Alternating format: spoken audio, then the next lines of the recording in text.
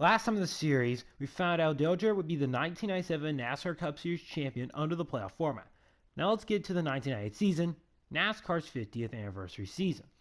It's the same rules apply as the 92 and 97 season, only stage winners' points are counted as their playoff points, and this is the current playoff system at the time of recording this in December of 2024. Now, we all know the saying, this is a hypothetical scenario. We all know it would race differently. This is all just for fun. With that, let's begin.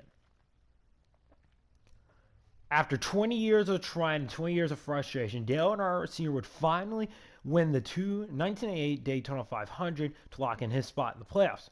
Jeff Gordon would get in the playoffs with wins at the first Rockingham race, Bristol Day, Coca-Cola 600, Sonoma, the second Pocono race, Indianapolis, Watkins Glen, the second Michigan race, and second New Hampshire race. Mark Martin would get a spot in the playoffs with wins at Las Vegas, Texas Auto Club, the first Michigan race, and the Bristol Night race. Bob Labonte would nab his spot in the playoffs with wins at Atlanta and Talladega. Dale Jarrett would lock in a spot with Darlington and Dover, as well as Bobby Hamilton Sr. with his win at Martinsville. Terry Labonte would lock in a spot with his win at Richmond. Jeremy Mayfield's win at the first Pocono race would get his spot in the playoffs. And the last driver in with wins, Jeff Burton, would win the first New Hampshire race as his lone win.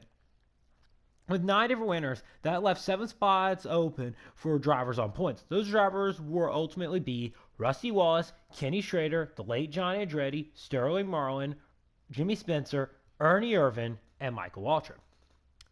The points looked like this for the start of the playoffs, with round of 16 taking place at the Southern 500, the night Richmond race, the second Richmond race, and Dover.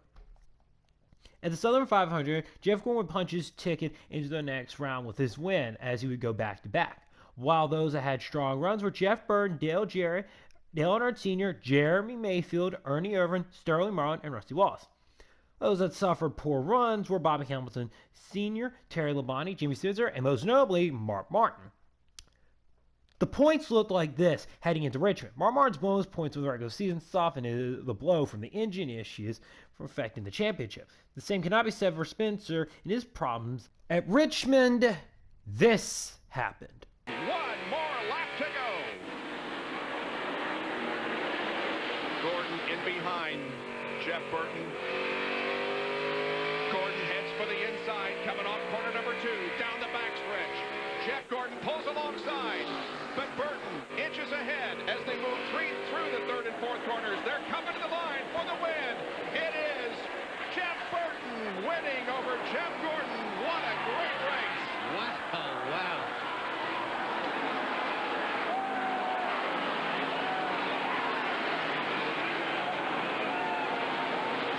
Outside of this, Mark Martin and multiple drivers near or below the cut line, like Kenny Schrader, John Andretti, Bobby Hamilton Sr., Rusty Wallace, and Jimmy Spencer, all had great top 10 runs. Those that didn't have good runs were Dale Earnhardt Sr., Michael Waltrip, and Bobby Labonte. Dale Jarrett and Mark Martin were well above the cut line to be safe in the round of 12, while Bobby Labonte and Earnhardt Sr.'s crashes put them just above and below the cut line, while Terry Labonte's 21st had him still below the cut line. At Dover, Mark Martin would punch his ticket into the round of 12 with his win. Those that had strong runs were Jeremy Mayfield, Bobby Labonte, Rusty Wallace, Ernie Irvan, John Andretti, and Bobby Hamilton Sr. That locked them into the round of 12. Sarah Marlin's 16th was also enough to lock him into the round of 12. A 20th for Michael Waltrip and a 27th for Jimmy Spencer would dash their hopes of making it in the round of 12, while Terry Labonte's 18th was not enough to make it into the round of 12. That meant that the battle came down to Earnhardt Sr. and Schrader. Schrader finished 39th, Earnhardt Sr. finished 23rd. And by 1 point, Schrader would get in over Earnhardt Sr. The points would look like this heading into the round of 12, which consisted of races of Martinsville, Charlotte, and Talladega. At Martinsville, non-playoff driver Ricky Rudd would end up winning the race in legendary fashion. Those that had good runs were Jeff Gordon, Mark Martin, Jeff Burton, Ernie Irvan, and Bobby Labonte, while those that had poor runs were Jeremy Mayfield, John Andretti, Dale Jarrett, and Rusty Wallace. The points looked like this heading into Charlotte. Jarrett and Andretti posed 35th place runs, had them well below the cut line, as well as Rusty Wallace, while Gordon Stecken had him virtually locked into the round of 8 already. At Charlotte, the biggest turning point of the whole damn year would happen. This will be indeed the second week in a row, if in fact it is an engine problem. It must have been overheating to go ahead and flush the system. They're trying to put cold water in. The motor is off. Dale Jarrett sits on pit road. He will not win the UAW GM 500, that's for sure. Oh, Bobby just washed it. One. Wait a minute.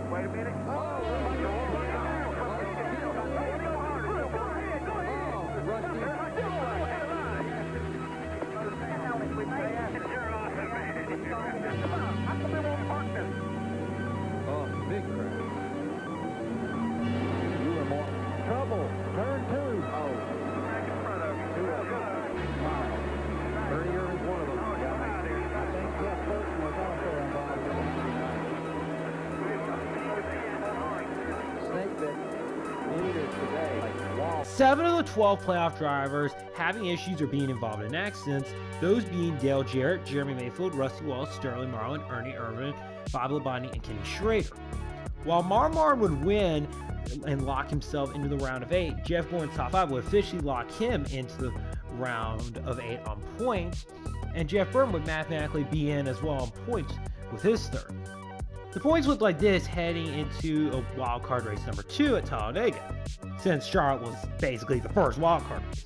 Bobby Hamilton Sr. would only be 12 points above the cut line, being 4th in points. 2 poor runs by Dale Jarrett would leave him below the cut line via tiebreaker below Ernie Irvan. At Talladega, Dale Jarrett would clutch himself into the round of 8 with his win, while top 10 runs by Jeremy Mayfield and Bob Labonte would get them into the round of 8. While a 27th place run for Rusty Wallace would not do nearly enough to get him in to the round of 8, same goes for Kenny Schrader's 24th place finish, would have him eliminated, while DNF by Ernie Irvan would see him eliminated as well. A 15th for Bobby Hamilton Sr. would be enough to lock in his spot in the round of 8. The final spot would come down to Sterling Marlin and John Andretti. Marlin would finish 14th, and Andretti finished 21st. Marlin would get in the final spot in the round of 8 fairly comfortably. The round of 8 races took place at Daytona, Phoenix, and Rockingham. No, I did not say that wrong. Because this is 1998, and people who lived in 1998 know exactly what happened. So, Daytona playoff race in October, in the round of 8. It should go well. At Daytona, Jeff Gordon would lock in his spot in the championship 4 with his win, while those that had strong runs, top 5 runs specifically, were Jeremy Mayfield and Bob Labonte. Only one driver, however, finished outside the top 20. That'd be Dale Jarrett. At Phoenix, the race would get rain shortened, and a non-playoff driver, Rusty Wallace, would win. And the drivers that had great runs were Mark Martin and Jeff Burton. Those that had mediocre runs were Bob Labonte, Bobby Hamilton Sr., and Dale Jarrett, while Jeremy Mayfield's 42nd had him in a pretty rough situation of a near must-win situation. At Rockingham, Jeff Gordon would win his 12th race of the year. Top runs by Dale Jarrett, Mark Martin, Jeff Burton would do more than enough to get them into the championship 4, while mediocre runs by Bobby Labonte and Jerry Mayfield would not be enough to rouse them into the championship. While Marlin's 13th was also not enough, and despite a valiant effort, Bobby Hamilton Sr. would fall short of the championship 4. That would mean the championship 4 would consist of Jeff Gordon, the best driver all year, Mark Martin, his closest championship competitor, Dale Jarrett, trying to go back-to-back under this system, and Jeff Burton, who's kind of the underdog this year. And this race was hampered by rain all damn day, to the point the race would finish at damn near midnight, and it would fall under curfew, as they would be not complete all the laps, as they barely made it through halfway. All 4 contenders ran inside the top 10 throughout the day or night, taking turns up front.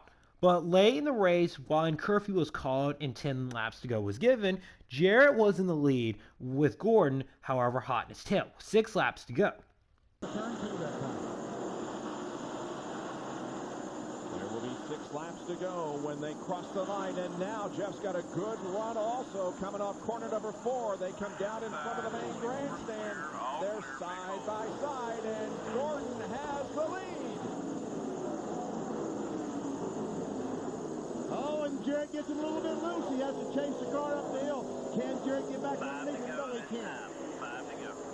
If Gordon wins, he ties the record of 13 wins in a season established by the King, Richard Petty, in 1975. Dale Jarrett said his car is tight. Just said right then. 5 laps to go, and they're... Jeff Gordon would be the 1998 champion under the playoff format. Wow, what a shock. Of the top 10 in the real 98 point standings, 9 of the 10 would finish in the playoff standings. Here, the only one not inside the top 10 being Dale Earnhardt, and the driver that was in the top 10 wins cup points being in this is Sterling Marlin. The drivers who gained the most points, the drivers who gained the most spots will be Bob Hamilton Sr. and Terry Labonte, 4. While the driver who finished lowest in the playoff field in the real 98 standings would be Ernie Irvan, who missed the last few races of the year. With that, though, I want to officially pass this on to you guys. What are your guys' thoughts on the 98 season? Were there some interesting races? Did it end up as boring ending as I feel like it did? Or did you find some interest in the ending? What do you guys think? Anyways, this is Carter Gaming. See you guys next time.